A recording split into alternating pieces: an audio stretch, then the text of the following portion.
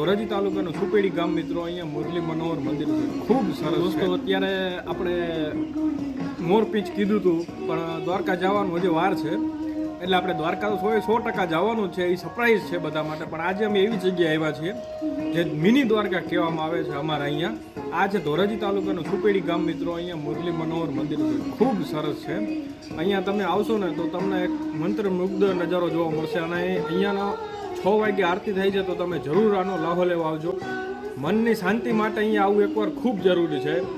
અમે અહીંયા જાજુ દૂર નથી થતું, અહીંયા જ્યારે ટાઈમ મળે ત્યારે અહીંયા આવી છે. તમે એકવાર જરૂર વિઝિટ કરજો મુરલી મનોહર મંદિરની મિત્રો.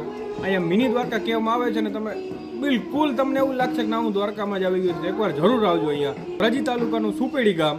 અને સુપેડી ગામને તમે ગમે એને આવીને પૂછશો ને કે અમે મુરલી મનોહર જવું છે, તમને રસ્તો મળી જાય છે ને. ખૂબ સહેલો રસ્તો છે ને, ક્યાંય હેરાન થવું પણ નહીં પડે.